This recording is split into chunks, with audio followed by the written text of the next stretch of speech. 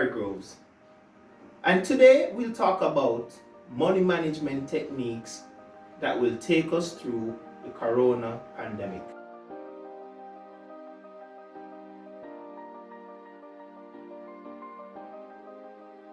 The first tip that we'll give you to take you through this pandemic is to be very prudent in your spending. Question everything that you are about to spend your money on. Ask yourself, do I need it or do I want it? If it is in fact a want, then question how badly do you need it and do you need it right now? Ask yourself the questions every single time you are about to make a purchase. The best way to question what you're about to spend on is to make a budget. Make a budget and list all your expenses, and always make room for those that are unforeseen. Tip number 2, try to conserve as much as you can. We understand that the situation will cause a lot of us to experience anxiety, and oftentimes anxiety causes us to do some actions that we would not have done under normal circumstances. Too many times in circumstances like these, people do those rash spending of bulk items that they don't really need. Conservation is key in this very trying time. Ask yourself in every instance, do I need to do what I'm about to do? Tip number 3 is to increase your monthly savings. The experts always encourage us to save somewhere between 10 and 25% each month. Ask yourself, how can I improve that number further? Why? Because understand that there is some amount of uncertainty as to when this coronavirus will come to an end.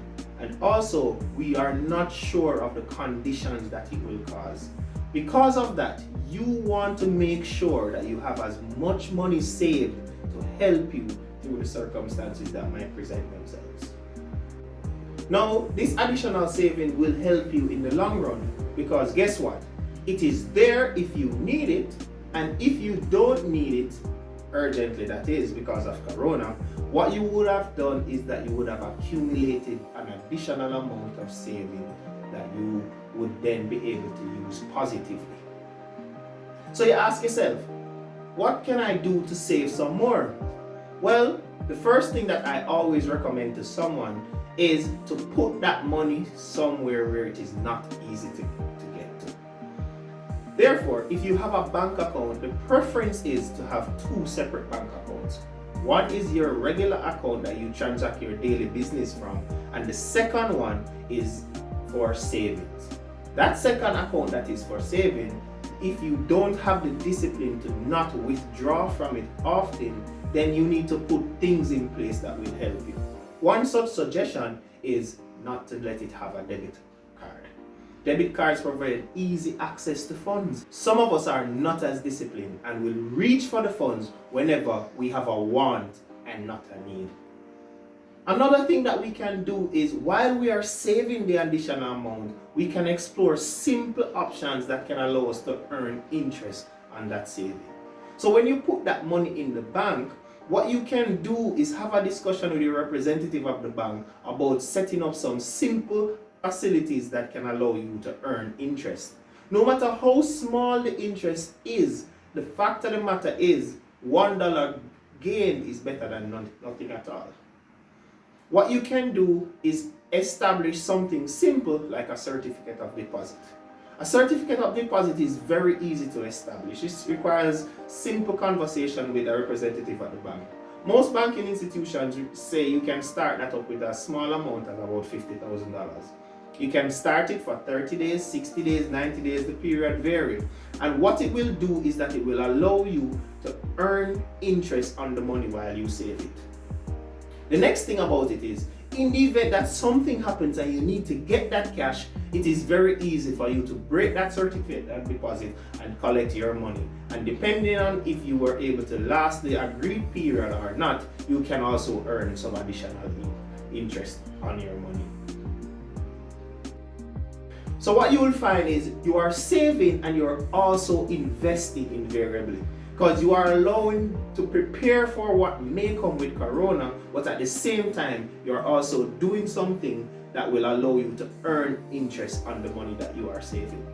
This is actually very smart, and it will allow you to prepare yourself for what is to come and also allow you to have a better future in the long run. The next tip speaks about that budget that you would have created. There will be some items on the budget that you no longer are able to do. Because of what is happening in Jamaica, most of our entertainment spots are closed. Most of us had some amount of money designated to do something that we like. Because of the circumstances, we will not be able to do those things. That will allow you to not have to incur that expense. Those monies that you would have spent on entertainment should be moved over from the expense side to the saving side. This is one of the best ways to get the additional savings that I spoke about earlier. But also, there are some additional costs that come with entertainment, like the cost of transportation, the cost of additional credit, because you're going out, you most likely will want additional credit to call your friends. Such things like that. Those monies you will no longer spend. And because of that, you can move that from the expense side of the column to the saving side of the column. Put that money on a certificate of deposit, as the example I spoke about, and watch it grow and earn for you. Tip number 5. Resist, resist, resist. We understand that quarantine is hard. It's hard to be locked up in the house all day. We find a myriad of different things to do. But what we must understand is those things that we choose to take on should not affect our budget. Don't take on projects or new initiatives that will require you to spend additional money during this time. You want to do a course, there are lots of sites out there that offer free online courses that you can use to develop yourself while not breaking the bank. Try to find those hobbies that you will take on in this time that will have zero cost. What you must aim to do in this time is to benefit from the crisis that is happening. Try to come out of this situation better than you went in. So resist the possibility to do something or to take on an additional expense that you would not have had under normal circumstances. So what we have spoken about is money management during COVID-19. Make a budget. Try to save some more. Try to conserve in circumstances where you can. And try to resist the additional spending that may come your way. Do this and I guarantee you will come out of this situation okay or better. We don't know how long the situation will last and we don't know what state the economy will be in when it is all over. The IMF has already said that we're expecting to have a state of depression. However, you can be in a more prepared position post-COVID-19 if you implement some of the money management techniques that I speak of. Don't worry, things will get back to normal sooner or later, but when they do, make sure that you're in a positive position. This is the Business of Life. I am Barry Groves. Don't forget to like, subscribe, and share. Thank you.